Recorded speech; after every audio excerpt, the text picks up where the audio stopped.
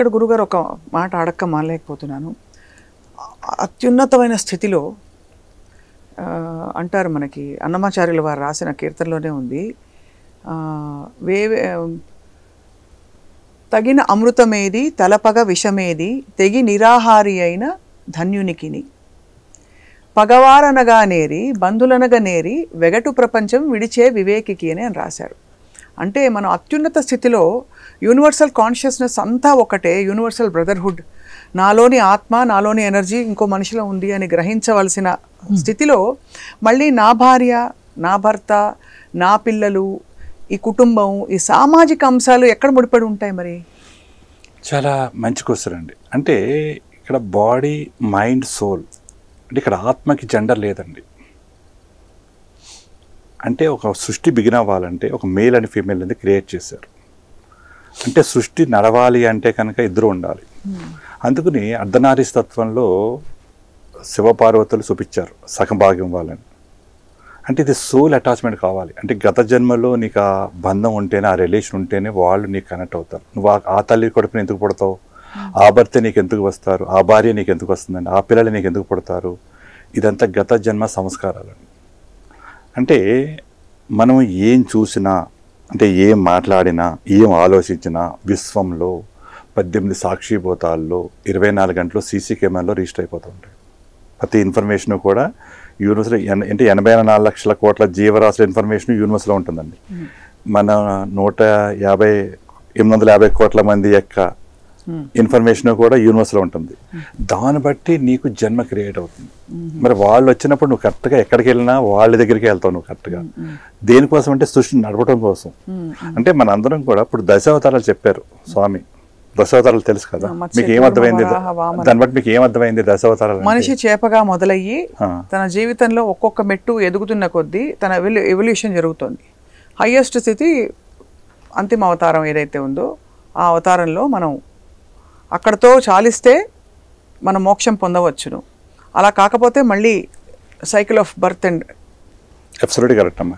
ఇది ఒక నిజం. ఇది కనుక అందరికీ అర్థమైపోతే ఒక్కరికి ఒకరు అర్థమవుతుంది.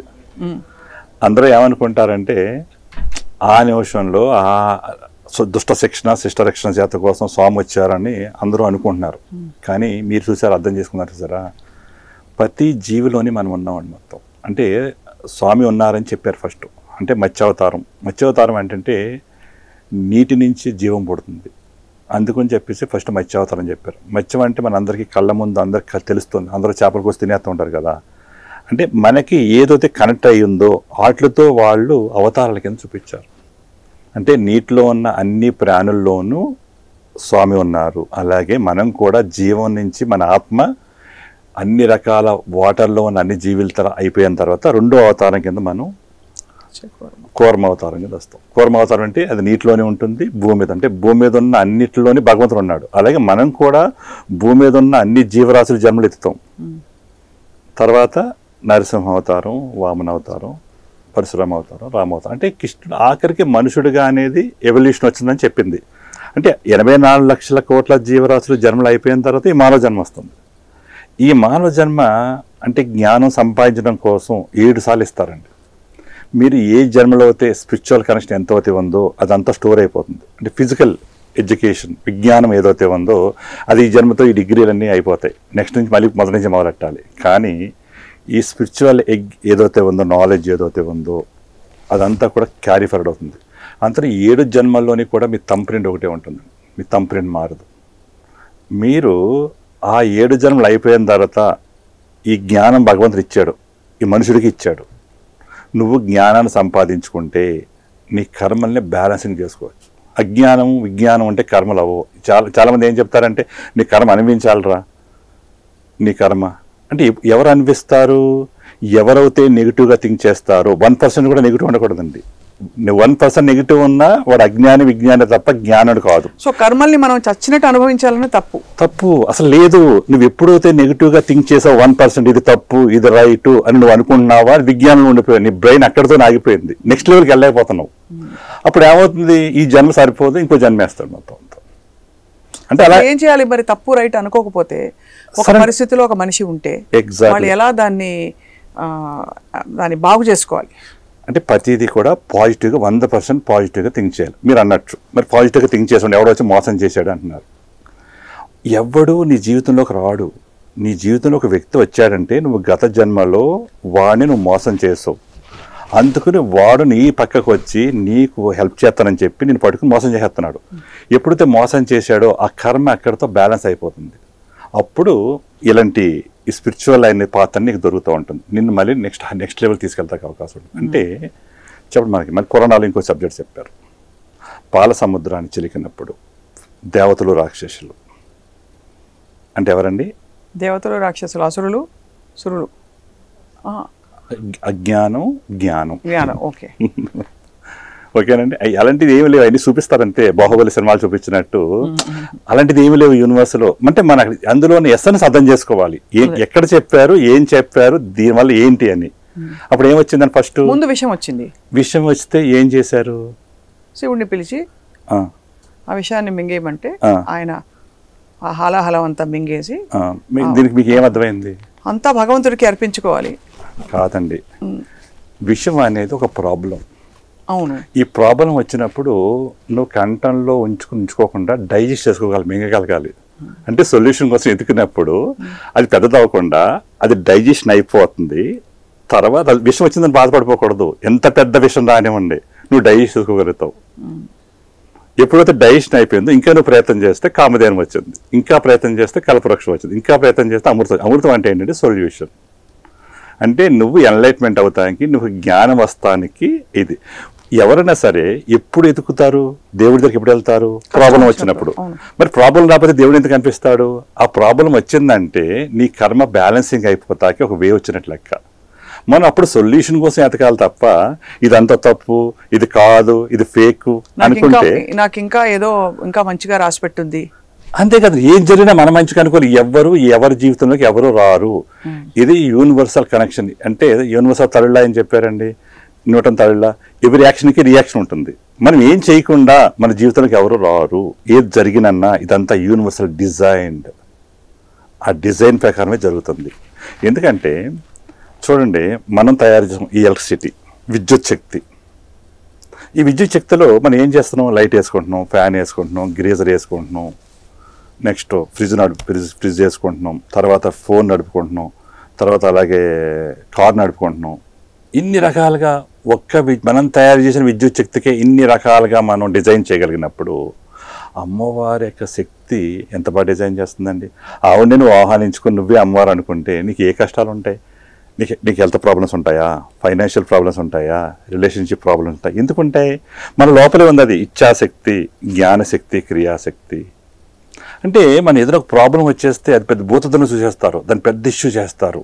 అంటే నెగిటివ్గా పోర్ట్రేట్ చేస్తారు. నెగిటివ్గా పోర్ట్రేట్ చేస్తే అజ్ఞానంలో ఉన్నట్టే. విజ్ఞానం అంటే 50-50గా, సగం వాళ్ళు 50 నెగిటివ్గా ఆలోచిస్తారు, సగం పాజిటివ్గా ఆలోచిస్తారు. జ్ఞానం అంటే 100% పాజిటివ్, ప్యూరిటీ. 100% ఎవరైతే ఏ జరిగినా నా మంచికే నేను రెడీగా ఉన్నాను అనుకుంటారో వాళ్ళే ఈ జన్మలో జ్ఞానవంతులయ్యి కర్మను బ్యాలెన్సింగ్ చేసుకొని అమ్మవారితో కనెక్ట్ అయ్యి మోక్షానికి వెళ్ళగలుగుతారు. అంటే ఇవన్నీ నాది డబ్బులు, నా డబ్బులు పోతాయి. నీకెవరు ఇచ్చారు? నాకెవరు ఇచ్చారు? అమ్మవారు ఇచ్చింది. నువ్వు ఆ అమ్మ కడుపుని ఎందుకు పుట్టావు? నీకు ఇది నడిపిస్తున్నదంటే నువ్వులో మార్పు కోసం. ఇదంతా నాది కాదు, ఇవ్వాలి. ఎవరైతే ఇద్దాం అనుకుంటారో అప్పుడు వాళ్ళకి వస్తుంది. నీ దాచుకుని పోతాం, భయపడిపోతాం, లేదనుకుంటే అంతా నెగిటివ్.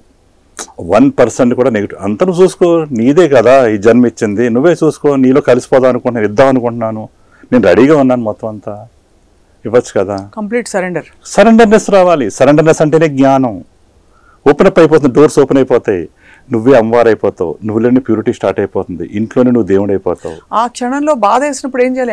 బాధ రాకూడదు, బాధ వస్తే బయటకు వెళ్ళిపోవాలి. అందుకని ఇక్కడ నేను ఏమంటానంటే హెల్త్ అంటే ఏంటి?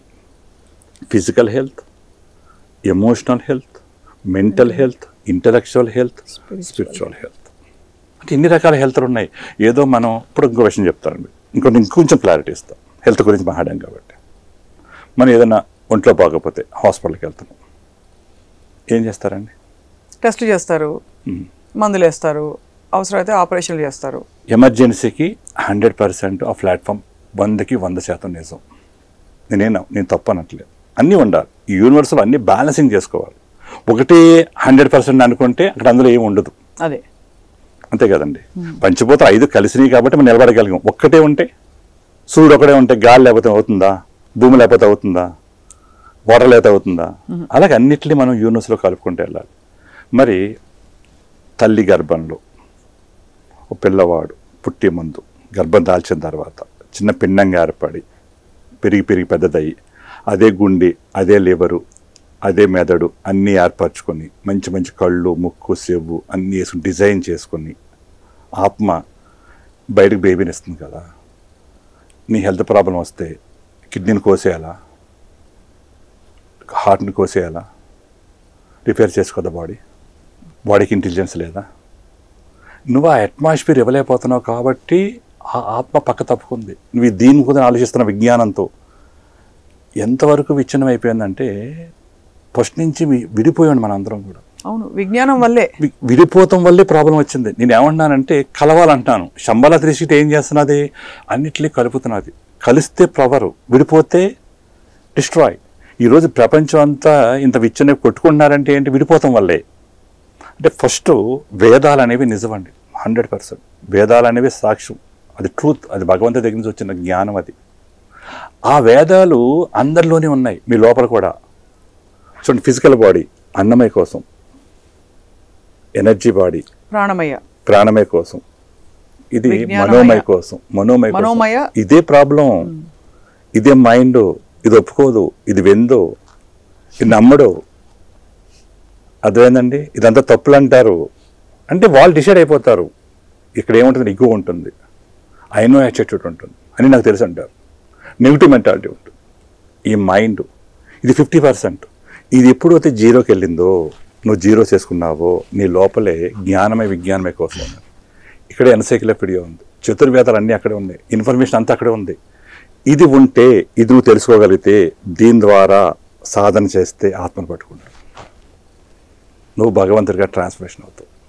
అంటే క్యాటర్పిల్లర్ నుంచి బటర్ఫ్లై ఎలా అవుతాయిందో, ప్రతి మనిషి ట్రాన్స్ఫర్మేషన్ అవటం కోసం భగవంతుడు మనకి మనిషికి జ్ఞానం ఇచ్చాడు. ఈ జ్ఞానాన్ని నువ్వు విజ్ఞానంతో అజ్ఞానంతో ఆగిపోయి, అంటే ఇప్పుడు వరకు అజ్ఞానం చదువుకోపోతాం. విజ్ఞాన స్కూల్స్ ఉన్నాయండి, జ్ఞానానికి స్కూల్స్ లేవు. ఇప్పుడు నేను సంబల 360 జ్ఞానం ప్రసాదించడానికి స్కూల్స్ ఓపెన్ చేశాను. దేవుడిగా మారటం కోసం ఒక వే చూపిస్తున్నాను. నువ్వు డాక్టర్ అవ్వాలంటే డాక్టర్ అయిపోయావు, ఇంజనీర్ అవ్వాలంటే ఇంజనీర్ అయిపో, దేవుడు అవుతాను అనుకో, దేవుడు అయిపోతావు. అందులో భౌతిక కృష్ణుడు ఏం చెప్పాడు, యద్భావం తద్భవతి. అంటే మనకి మనమే గీతలు గీసుకుని ఇక్కడే ఉండిపోయి నేను ఇంతే అనుకుంటే అంతే.